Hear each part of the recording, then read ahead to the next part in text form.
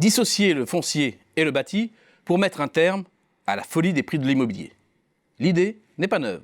Elle existe depuis Napoléon en France.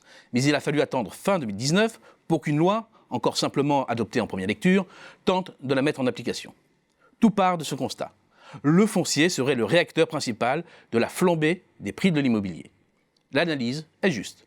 Le prix au mètre carré d'un terrain à bâtir en vue de la construction d'une maison individuelle a bondi de 89% en 12 ans en France, soit de 5,5% en moyenne par an. Une augmentation à comparer à celle du prix moyen d'une maison, 2,1% l'an, ou tout simplement du revenu des ménages, 2%. C'est près de 3 fois moins. Et tout le territoire est concerné. Hors Île-de-France, les hausses s'étalent ainsi d'un peu plus de 45% pour l'Alsace, le Languedoc-Roussillon et la Picardie, à plus de 100% pour les Pays de la Loire, la Bretagne, le Poitou-Charentes, l'Aquitaine, la Corse et la Basse-Normandie. Les acquéreurs ont certes joué sur la taille des terrains pour alléger la facture. Et au fur et à mesure que les prix ont grimpé, la surface, elle, s'est réduite, passant de près de 1300 m² en 2006 à moins de 950 en 2018, soit une réduction de près de 30%.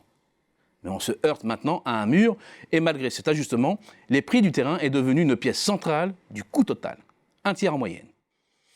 C'est moins en zone rurale, 28%. Puis cela progresse en fonction de la taille de l'aire urbaine, pour atteindre 46% pour l'agglomération parisienne. La barre des 50, voire des 60, est bien entendu franchie dans les zones les plus tendues.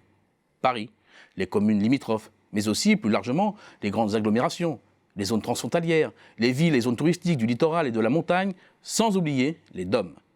Extraire le foncier de l'équation, c'est donc une réduction immédiate de 20 à 50% des prix, et les terrains n'étant plus jamais en vente, c'est aussi une méthode pour en finir avec leur spéculation. Acheter un bien reviendrait donc à contracter un bail emphytéotique à un organisme détenteur du foncier, à travers lequel une personne deviendrait propriétaire de son logement, mais pas du terrain sur lequel il est construit, et pour lequel elle verserait un loyer réduit.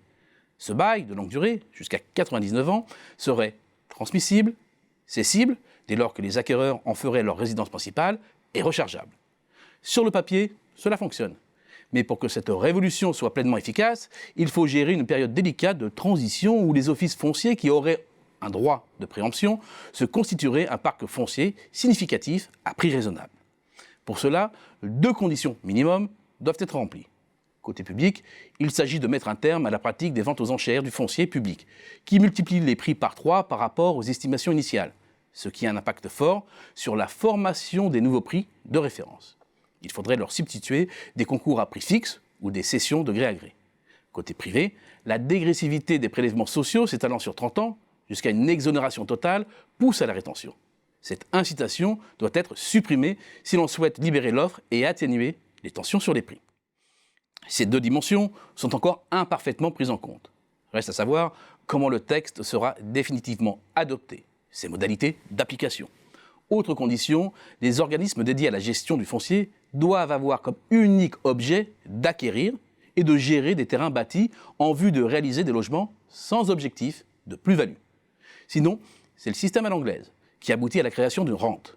La moitié de l'Angleterre est détenue par moins de 1% de la population, dont une grande partie par l'aristocratie. Or, tel que c'est prévu par la loi, les offices fonciers libres en charge du foncier ouvrent la porte aux capitaux privés, qui, même minoritaires, ne se contenteront pas de voir la valorisation de leurs investissements évoluer au seul rythme de l'inflation ou du coût de la construction. C'est un point faible de la loi. Enfin, c'est une évidence. Pour que cette nouvelle loi à la propriété soit acceptée par tous, il ne faut pas modifier les droits de ceux qui ont déjà acheté leur logement et leur terrain. Séparer le foncier du bâti, c'est certainement la première bonne idée du gouvernement en matière d'immobilier. Mais la mesure doit être accompagnée, surtout bien expliquée, pour que cela ouvre une nouvelle voie à la propriété sans remettre en cause la pleine propriété déjà acquise.